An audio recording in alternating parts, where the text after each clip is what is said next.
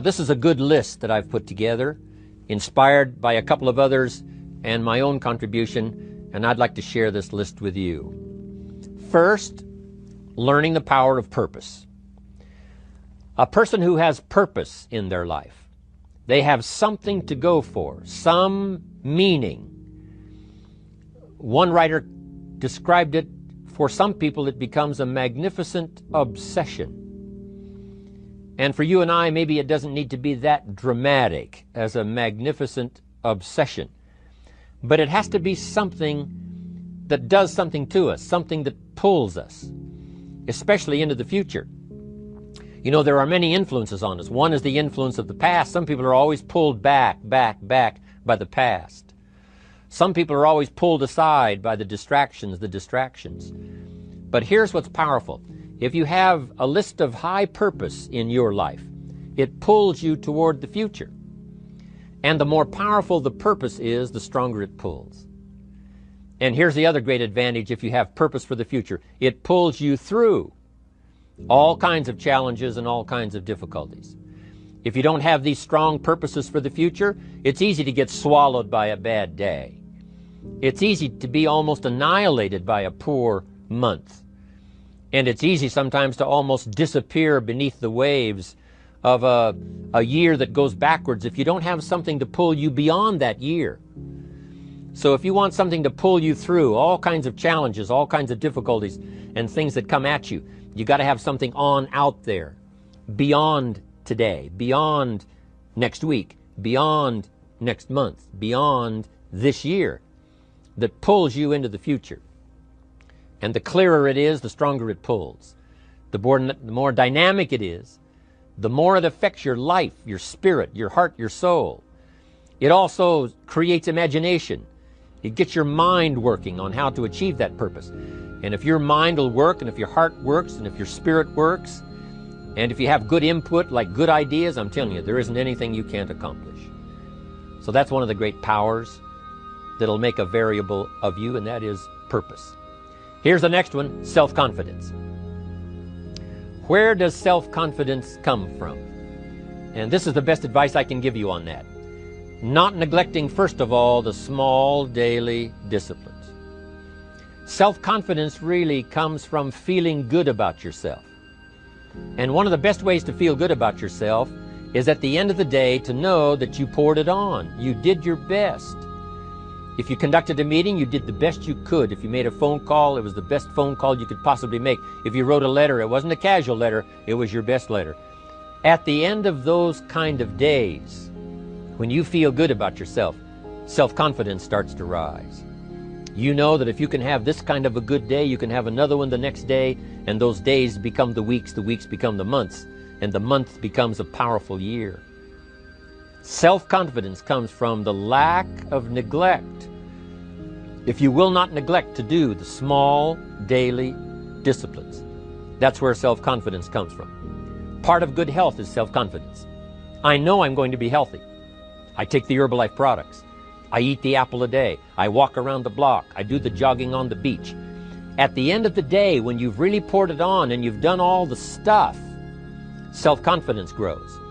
That self-confidence affects your health, it affects your future, it affects your psyche. So this is true. One of the great powers is self-confidence. Self-confidence means willingness to do whatever it takes to achieve. Some people say, well, I'll do it for a little while and see what happens. You know, I'll try a couple of things. If that doesn't work, I'm out of here. And all of us know that kind of person doesn't have much of a future. But if you're willing to do whatever it takes, if I have to learn a couple of things, I will learn those things. If I got to learn 5 or 6 things, I'll learn all 6. If I have to take an extra class, I'll take an extra class. If I've got to read the books, I'll read the books. If I have to consult with people who know more than I know, I will do the necessary consulting. Whatever it takes, I will do. That starts to develop unbelievable self-confidence. Self-confidence also comes from the ability to rise above your circumstances, to rise above what happens, the petty little things, the discouraging things that would sink everyone else's ship except yours, that would cause someone else to quit early in the day, but you keep going. that kind of willingness to overcome all circumstances, whether it's the little challenges or the big challenges. If you're willing to do that, I promise you, this kind of power will work for you, and in you, the variable, it'll make a difference. The third on the list I had was enthusiasm. And here's what I wrote about enthusiasm. Enthusiasm that's powerful is mostly enthusiasm that is enthusiasm inside, 90%, 10% outside. We all know what the enthusiasm is like when somebody lets us see their enthusiasm, which is like the 90%, and only 10% of it is inside. But the enthusiasm that really affects people is not just being loud, but the enthusiasm that runs deep, the enthusiasm that comes from deep inside, created by self-confidence, created by purpose, created by genuine willingness to help other people. That kind of enthusiasm, knowing that you're going to get the job done, knowing you're going to affect people, knowing you're going to have testimonials flowing in from all kinds of directions. That kind of enthusiasm. A lot of it is quiet. A lot of it is unheard. And the 10% that's heard, it rings a bell. People call it genuine enthusiasm because they know that what you say in the outward display of your enthusiasm is only a small tip of the iceberg of the enthusiasm you feel inside that really motivates you to do the best job you can. Next on my list to help you become the powerful variable is expertise. Wanting to excel in all of the skills and settling for nothing less than an outstanding performance. If you're willing to be the best in your field, if you're willing to demand of yourself excellence in skills, to be the best that you can possibly be. In the training, do the best you possibly can. In doing a workshop, do the best you possibly can.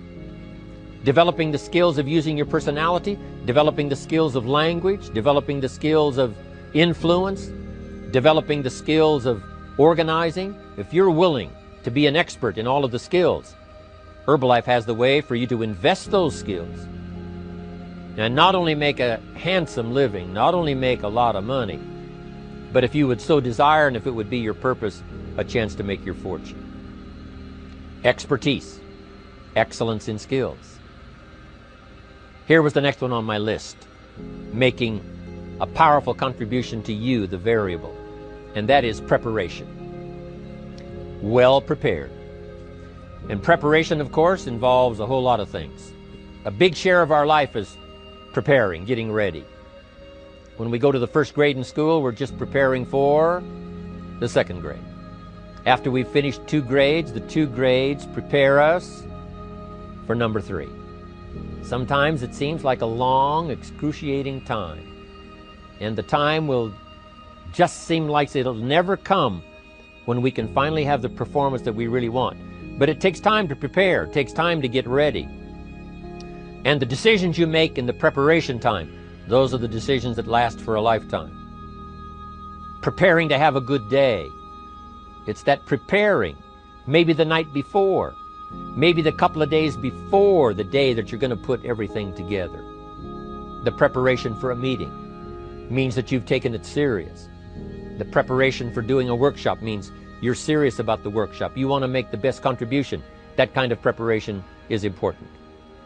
But here's preparation that's very vital, and that is to prepare yourself for success. Life seemingly does not wish to waste success on the unprepared. Life says, why waste a fortune on this person? They're not prepared to do the right things with it. They're not prepared to use it wisely. If a fortune was bestowed upon this unprepared person, it would probably be wasted. The people that could have been touched won't be touched. What could have been done won't be done because this fortune will have been wasted on the unprepared person. So not only look for fortune, not only look for the promise, but prepare yourself and ask of yourself, what can I do to make myself ready?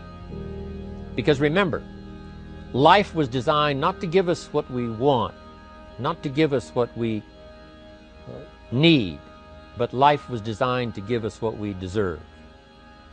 Every value in life must be paid for, and those that pay are the ones that get it. It says those that give receive. Someone says, I wish to receive, I wish to receive. You don't have to concentrate on receiving. Just become a good giver. It says those that search will find. Someone says, well, I need to find some good ideas to help change my life for the future. Then to find good ideas, that doesn't come because you need them. It comes because you search for them. If you want good ideas, you got to go after them. You got to go to the class, you got to go to the workshop, you got to go to the training, go to the book, right? You got to go to the journal, right? Go where good ideas are being taught, go searching, go looking, because good ideas are not going to be wasted on those that are not seeking, searching, well prepared. So, prepare yourself to be ready for fortune when it comes, to be ready for challenge when it comes, to be ready for opportunity when it comes. Opportunity comes along and passes by the person that is not well prepared. I want to prepare myself this year for next year. Yes, I wish to be effective this year, but I'm also thinking of ways, how could I be better? How could my ideas be more powerful? How could they be sharper, more clear? How could I reach some people next year that I perhaps can't reach this year? I haven't reached deep enough into my own soul to affect some people. Some people just pass by and say, hey, what a good speech. But how could I make it stronger than that, deeper than that, more powerful than that? I cannot be as powerful as I could be next year. You know, you can't go to the 10th grade in the 5th grade. You just got to go through the grades. But the more you are prepared, when the 10th grade finally comes, now you can cash in and get 2 times, 3 times, 5 times more value from it by being prepared. I want to do my best this year for Herbalife, but I also want to get ready for next year, 1999. And then when the year 2000 comes, at the turn of the century, I want to be well equipped by language, by instinct, by temperament, by personality, by influence, to really be valuable the year 2000, 2001, 2, 3, 4, 5. That's my goal. I'm sure it's your goal. Now here's the next one. There's great power in self-reliance. Self-reliance means you simply look mostly to yourself. It would be nice if someone just gave you this, gave you this, gave you this. It would be nice if everyone did their job exactly as they're supposed to do it. But here's what you've got to do. Primarily rely on yourself. Primarily say, I'm the person responsible. And I will learn the necessary skills so that I can help people learn their skills. If I need lots of people to do certain things to build my organization, that is what I must have. But I've got to be the final backstop. I've got to be the final one that people can rely on. So that if this is missed and this is missed, I can catch up. I can fill the gap. I can do the job. We have to do it when we conduct meetings. We have to do it when we conduct training. We have to do it when we're in a class of just a few. What someone might have missed, we're there to fill in. Self-reliance. Primarily, we're learning to count on yourself. So that you can do this, never complain and never explain. Here's the next key power, and that's image. There's many parts to image. The image that others see you as, the image you have with other people. And it's very important how other people see you. If they don't see you as a leader, chances are they won't pay attention. If they don't see you as being in control, chances are they won't have the trust. If they don't see you as knowing where you're going, what you want to accomplish, they probably won't follow. But if people can see you, if you have the image of someone that's in charge, in control of your life, your future, your destiny, in control of the situation, if they see that, that kind of image is powerful. It helps to win the day. It attracts other people. People want to be around people that are in control, that are powerful, but they know how to use their power. Influential, but they know how to use their influence. That kind of image is important. But here's a very important image, and that is your image of yourself. self. The way you dress, the way you talk, the way you think, your capacity for learning, all of that is an important image that you have of yourself. The image that you have that if it needs to be learned, you could learn it. If there's a book that needs to be mastered, you could master it. If there's a skill that needs to be learned, why couldn't you get busy now and learn that skill? That kind of self-image, that I am continually trying my best to be the best I can. Because one of the most important places you have to look is into the future, yes. You've got to look into the past, yes. You've got to look around, yes. But one of the most important places you have to look is in the mirror. You know, how I appear to other people, that's important. But how I appear to myself is the ultimate importance.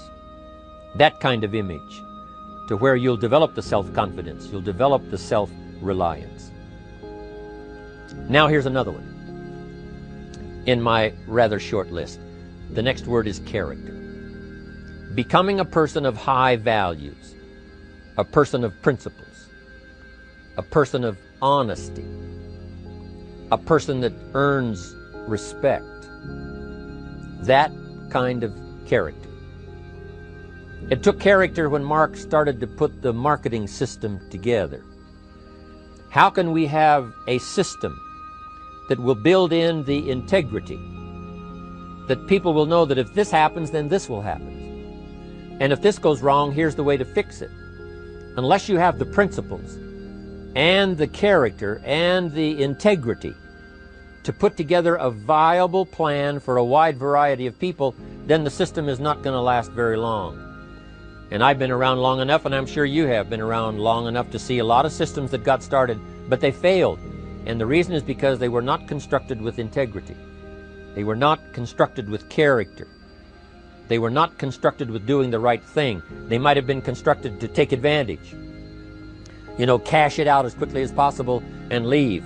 Mark was involved when others took advantage of him all those years ago before Herbalife. When someone took advantage and didn't have the character, didn't have the principles, and didn't have the character to stay, the character to see it through, the character to do the right thing. So this is important, to develop the character within yourself, that people see you as honest, as fair, willing to do the right thing, willing to be helpful, but always willing to walk the center line, not to pass the line.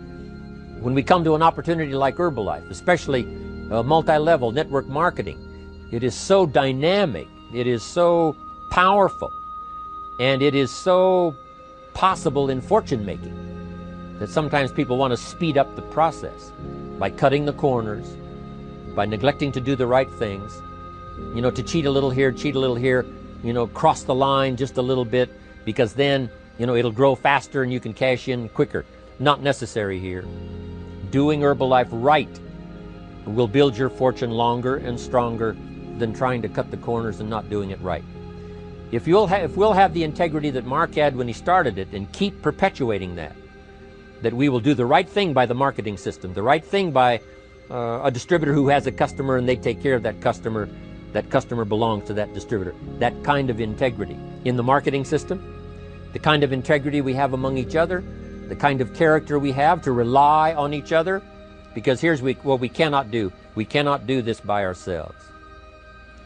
Mark's got to count on me. I've got to count on Mark. We've got to count on the president's team. The president's team has to count on the chairman's club for advice and counsel. We have to count on the millionaire team, the tabulator team, the world team. We've got to count on the distributor. We've got to count on the distributor giving the right message to the potential customer. We've got to count on the distributor giving wise counsel to the new recruit, teaching them the right way, the Herbalife way, the principled way, the character way. Vitally important. Building and developing your own character. Now here's another one. It's called self-discipline. Self-discipline, all of us have a challenge with that. Because sometimes it's easy, and especially if you're working hard, doing the best you can, it's easy sometimes to let up and let it go. But remember, So many people, especially now that we're as big as we are around the world, are counting on what we do. At home office, they have to be careful. They have to be disciplined. It's easy for the person who ships the product from Herbalife says, oh, well, I'll wait until tomorrow to ship it.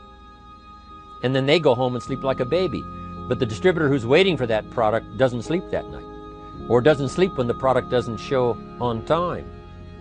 But if everybody will have the discipline to say, I will do the best job I can. I will make mistakes, of course, because we're all human, but I'll try to remedy those mistakes and do the best job I can. That kind of self-discipline that understands how important your part is in all of the functions that work. Coming to work on the set here, HBN, there's so many people that play a part. And each one of the parts that are played is necessary to put on the broadcast, make it viable, make it real, make it powerful. Any couple of them missing, and it would be a disaster. But all of it put together, and it works like a charm. Each person developing the self-discipline to do their part, do their job. Here's one more, and that is the power of extraordinary performance and demanding of yourself excellent results. This is so important. If you want to live extraordinary, you must do extraordinary. If you want an extraordinary income, you must do extraordinary things. If you want an extraordinary fortune, you must go with the demands of what it takes to have that fortune. Mark has made such a fortune, it's almost beyond comprehension what the numbers really are. But guess what he has the satisfaction of knowing? He earned it all. If he'd have been lax in the performance, Herbalife would not be here these 18 years later. Herbalife would have been a footnote in multi-level history. But because he performed year after year, the 3rd year and the 5th year, and the 7th year and the 10th year, and the 12th year and the 15th year, and now performing well in the 18th year, I'm telling you, that's what makes it such a viable fortune for Mark personally, of course, because he did the job. If we would ask of ourselves that kind of performance, and you've got to ask it of yourself. You know, I can't ask it of you. I would try to inspire you. I would try my best to share with you what it might taste like, what it's like to finally make your fortune. It happened for me. But here's what you must do. You must demand it of yourself. Society does not demand that you not have a heart attack. But if you want to escape having a heart attack, you must demand it of yourself. Society doesn't demand that you take Herbalife and improve your health. You have to demand it of yourself. Society doesn't demand that you jog around the block every morning. But if you want good health, you must demand it of yourself. Society doesn't demand that you read a couple of books a week and improve your intelligence and your knowledge. That you must demand of yourself. Society does not demand that you build a financial wall around your family nothing can get through. That's not a demand of society. But you must demand it, if you wish it, you must demand it of yourself. Society doesn't demand that you learn a list of 10 skills.